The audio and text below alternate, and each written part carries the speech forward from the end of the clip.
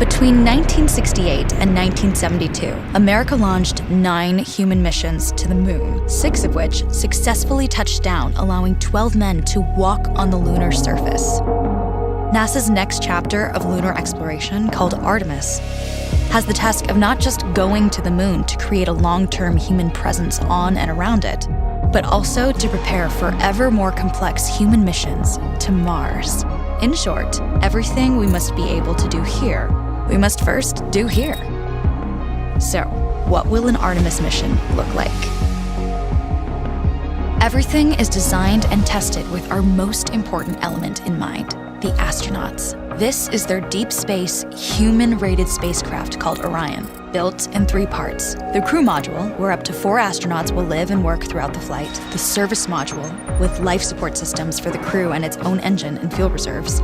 And a launch abort system, with engines capable of pulling the crew module to safety during launch should anything go wrong.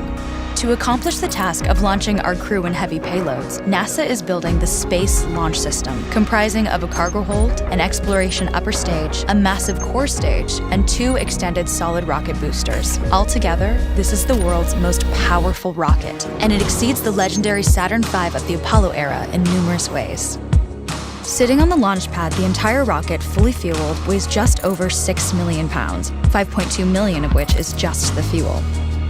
Once ignited, there is no stopping what comes next. All 4 RS-25 engines and the 2 solid rocket boosters come to life, thundering our crew upwards. 2 minutes after ignition, the solid rocket boosters are spent and released. 8 minutes after launch, the core stage is depleted and separated. The upper stage fires briefly, placing Orion into a parking orbit around the Earth. Here, the crew reconfigure the spacecraft and check systems to confirm everything is ready for deep space travel.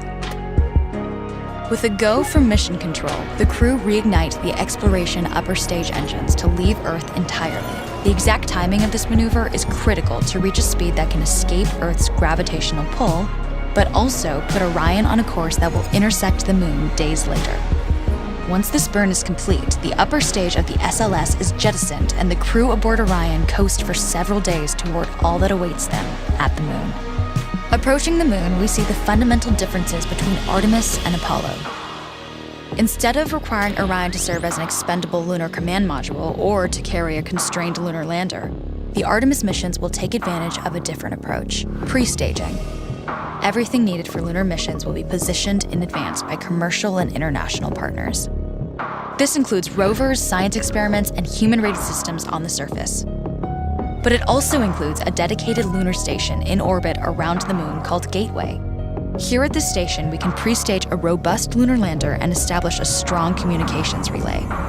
Designed with open standards, the Gateway can be expanded as new missions and partnerships develop, allowing multiple human missions on the moon at the same time and enabling ongoing science to be conducted even between human missions. The Gateway is also capable of adjusting its orbit to allow access to every part of the moon, something the Apollo missions could not do. But the real key in this approach is placing Gateway in a unique halo orbit to perfect the maneuvers needed for Mars missions. And with the growing list of commercial and international opportunities, Gateway is the ideal hub between Earth and all that lies beyond. Returning to our crew as they approach Gateway, the Orion must match the elliptical orbit of the station in order to successfully dock.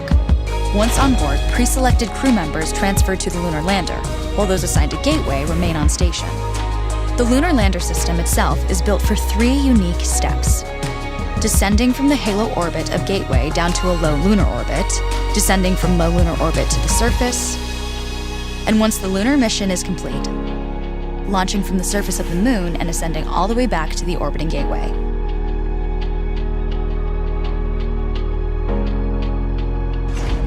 Once back aboard the Orion spacecraft and undocked from Gateway, the crew fire their engine once to break out of the halo orbit and once again to sling the spacecraft around the moon, placing it on a multi-day trajectory back towards Earth. As they near the end of this journey, the service module is released, and the crew module is oriented heat shield first. Entering Earth's atmosphere at 25,000 miles per hour, the friction of air slows Orion considerably, while also subjecting it to temperatures of 5,000 degrees. With the Orion now at just 300 miles per hour, a series of parachutes uniquely tested and produced for this moment deploy, decelerating the craft to just 20 miles per hour for splashdown.